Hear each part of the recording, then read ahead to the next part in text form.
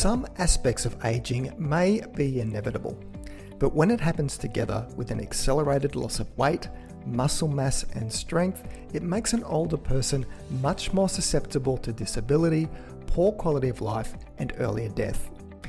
The condition is called sarcopenia and it is underpinned by chronic inflammation. Diet and lifestyle changes can go a long way in preventing and treating sarcopenia and inflammation. And now research is adding to this by looking at the role of probiotics as a way to influence the gut microbiome, and with that, the muscle loss and inflammation seen in sarcopenia. And that's what I'll be exploring in today's podcast. The world's population is aging. We're living longer, and with that comes a host of potential health problems. One such issue is that of nutrition frailty.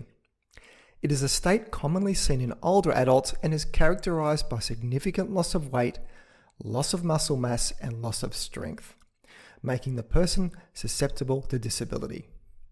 This is all made worse by chronic undernutrition, the presence of disease, hormonal changes, and decreased physical activity. All of this leads to sarcopenia. So what is sarcopenia? So sarcopenia is a syndrome characterized by progressive and generalized loss of muscle mass and strength.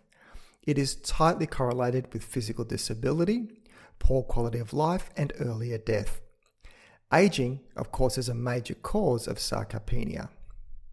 But sarcopenia is compounded by a decline in physical activity, a decrease in motor neuron recruitment needed to make muscles work, and a drop in anabolic hormones. This is all underpinned by chronic inflammation because aging commonly occurs hand in hand with chronic low-grade inflammation.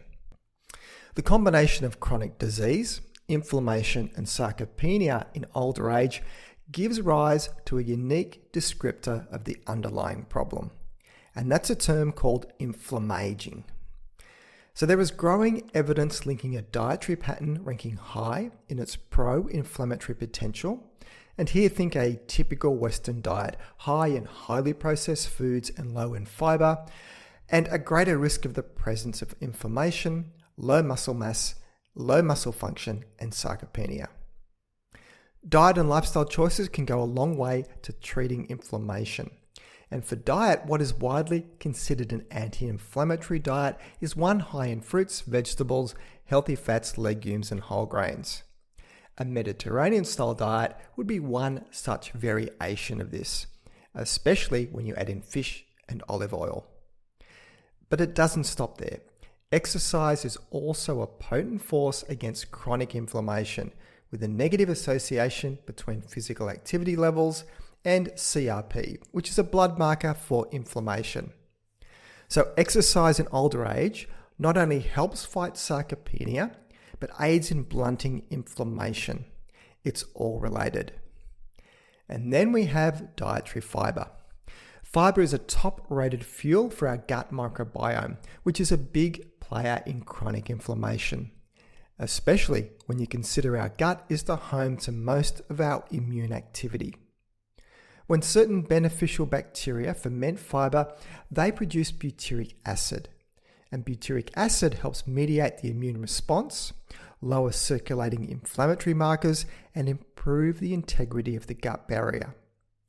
Beneficial microbes also fight off more inflammatory, gut-damaging microbes by suppressing their growth. Simply put, the more fiber, which means more plant foods, a person eats in their diet, the lower their blood markers of inflammation are likely to be. So with that last mention of the gut microbiome, it opens up the next avenue to explore, and that's how probiotics could interact with our host microbiome and potentially address some of the undercurrent issues of age-related sarcopenia, inflammation, and muscle loss. To help study this further, a recent systematic review and meta-analyses of randomized controlled trials using a supplemental probiotic or a placebo in older adults who had frailty and some indication of sarcopenia has just been published. In all, 7 trials involving over 700 adults were included, with studies running from 8 weeks up to 6 months, with the main outcome of interest being muscle mass and muscle strength.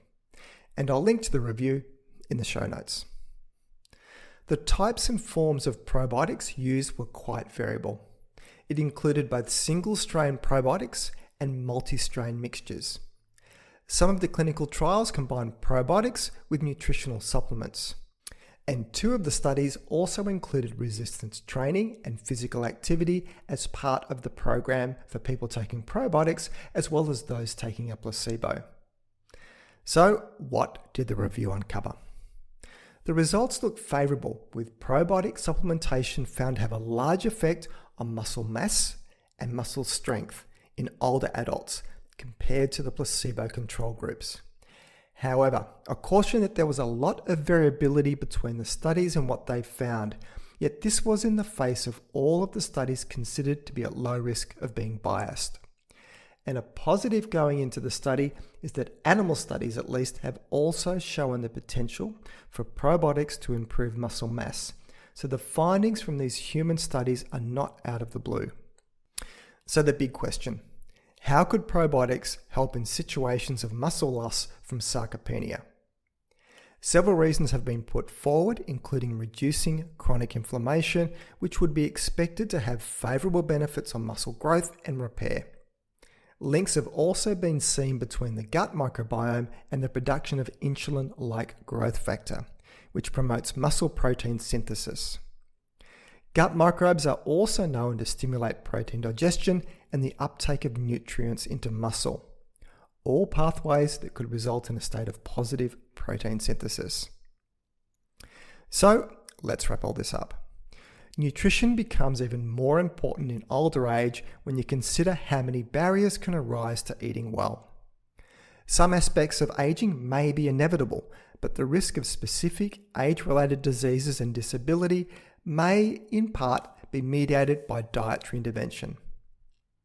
What is novel about the research I presented here today is that even though the research base is small, in terms of the number of clinical trials, even with the issues of study variability, study design, and range of probiotics used, it is the first study to provide some evidence that signposts towards probiotics being a beneficial adjunct treatment in older adults with sarcopenia.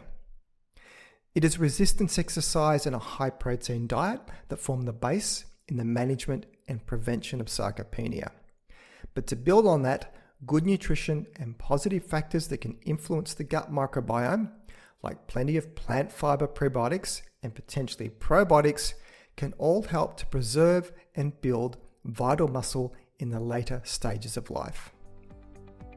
So that's it for today's show. You can find the show notes either in the app you're listening to this podcast on, or else head over to my webpage at thinkingnutrition.com.au and click on the podcast section to find this episode to read the show notes. If you find this podcast of value, then please consider sharing it with your friends and colleagues. This all helps to increase the reach of the podcast, which means a big win for credible, evidence-based nutrition messages and making the world a slightly less confusing place. I'm Tim Crow, and you've been listening to Thinking Nutrition.